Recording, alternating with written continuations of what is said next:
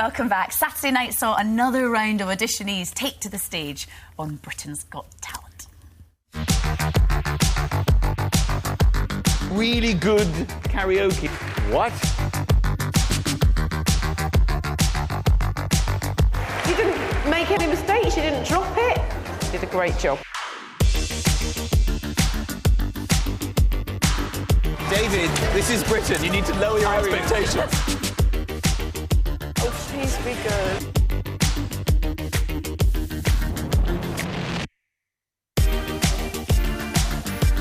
It was gruesomely good. And that's exactly what I loved about you.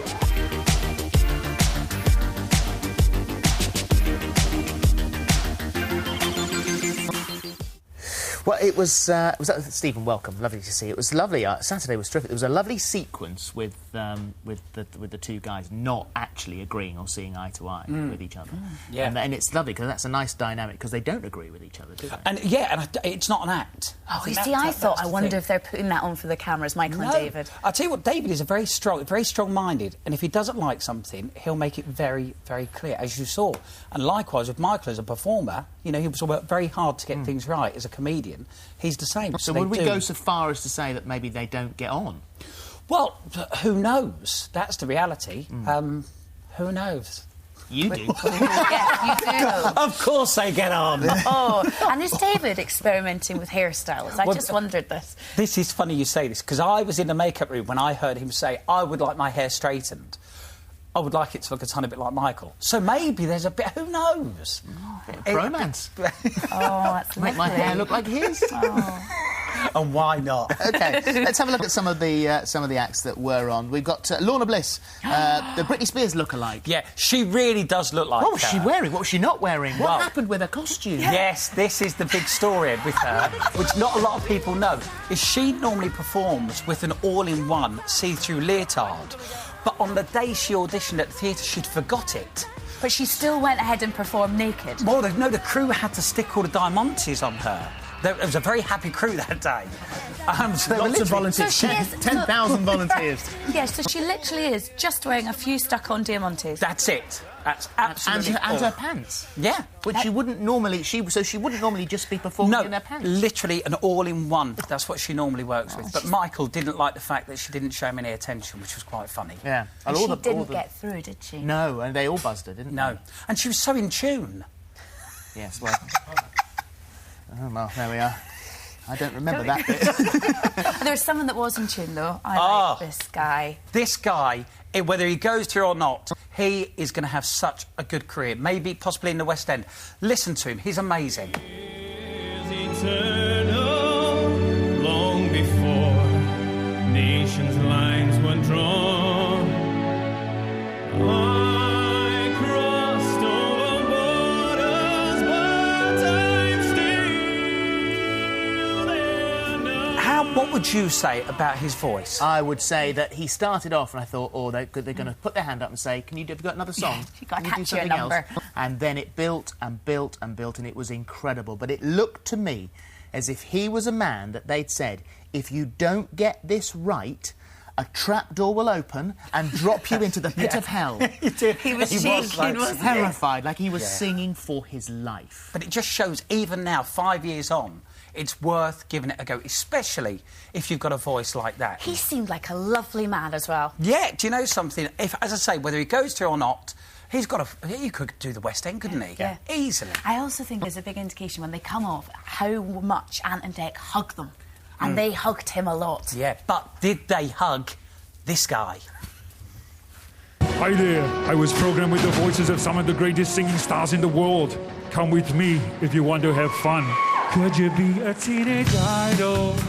The Terminator should turn into Michael Bublé. When I turn on my TV, will you smile or wave at me, telling them who you are?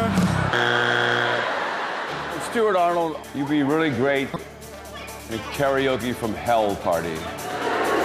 Yes. Thank you, Amanda. I think it's hilarious watching you. I'm going to say yes. Yeah! Now, do you know something? He obviously got 2 yeses there. And the thing is that you go... Backstage, he was doing impersonations that were so much better than his singing. is Keith Lemon, which you didn't get to see. So if he does make it through to the semis, I hope he puts the singer I'd like to see the some side. more, because I'm not convinced about him at the moment. Well, let's talk about finally. Let's talk about the Highwaymen, because this was a bit controversial. I've never seen this happen before. No, and they always say about the fourth judge being the audience. Well, at long last, that fourth judge finally had their say in a very dramatic way. This is when you see that the judges actually can be swayed. But interestingly, Ant and Dec for the first time came out. They got involved, yeah. Because the atmosphere in the auditorium was incredible. And when you look at the act, you go, I can see that on the Royal Variety Show. We've seen it in the past on the Royal Variety Show. Yeah. And it really worked. Whether or not it worked as well on screen, who knows? But Ant and Dec really wanted to make sure they had a chance, because they loved them. Well, we're going to show the clip in just a second, because if it's got you shouting at your screen, today we're going to get some this morning viewers to judge the judges.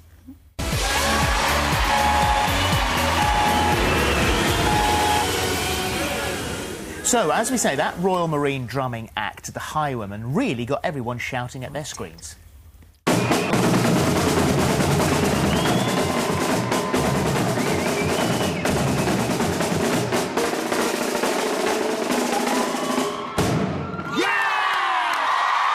I'm going to say no. I'm going to say no.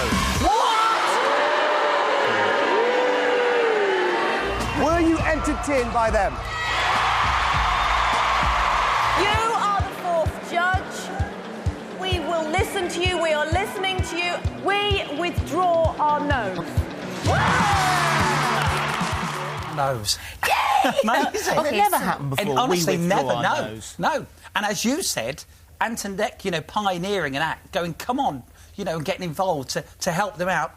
Again, first time for the guys. OK, so the thing is, should they have gone through? Well, Colleen is in the hub with 3 viewers live on Skype who are going to give us their views on whether the judges did indeed get it right. Right, Colleen? Yes, I am indeed. At the end here we have Alison Clarkson, who's 38 from Hockley in Essex. Hello, Alison. Jono Malloy, 29 from Manchester, in the middle here. Hello, Jono. And Tara Lamb from Solihull, West Midlands. And Tara's 19 today. Lovely. Oh, happy Happy birthday. Happy birthday. So, Alison, what did you make of the Highwaymen? I thought they were brilliant. I thought they were right on the money, and their performance together was really excellent. Nice. Jono? Well, I have to say I totally disagree with Alison there. I thought they were... I mean, they were OK, but I nearly fell asleep during it. It's nothing I have. Who's booing? Who's booing? That's a bit harsh. Where did the booze come from then? And Tara, what did you think? I really liked them. I think they were a bit too over the top, bringing them back out and that. But maybe they should play the music next time. Well, Tara also thinks that you think they're a bit repetitive, don't you, Tara? Yeah, it's just. I mean, they are fast and they are good with their hands or whatever, but it was I was drifting off a bit sometimes. Did you think when you were there, did they sound repetitive to you? Well, no, because it's such a big sound. That's what I mean by, you know, in the auditorium at the theatre, it really made everybody get goosebumps. Yeah. But maybe watching it at home, you didn't get that sort of feel. And I think, you know, look, if this is what they do for that short amount of time, when she was saying she was nodding off, wow, that's even David Hasselhoff, who gave it a thumbs up, said that they would have to step it up a little bit for the next round anyway. But what else are they going to do? I tell you what, if there was one act that Her Majesty the Queen is going to love, she's going to love that. It's the Royal Marines. Royal Marines, drumming, like that, she's going to love it. Absolutely. The big question is, could they win it? Well, let's see what our judges think in the hub. It's time to take a vote. Did the judges get it right? Alison? It would definitely be a yes from me. So a yes from Alison. Jono? No, they got it wrong. No, from Jono. Tara? I don't think they'll win, but I'll put them through. So 2 yeses, 1 no. OK. And a round of applause from an audience we know not where. That hub is magical. And thank you very much No indeed. worries. You stick around in a minute, because we've got some more guests coming up. So do you think the Highwaymen should have gone through? Get in touch with us. Yeah, and thank you very much indeed to our judging panel, Tara and Jono and Alison. Yeah, now, another act that caused a stir on Saturday night was the dance act, 2.5 Men.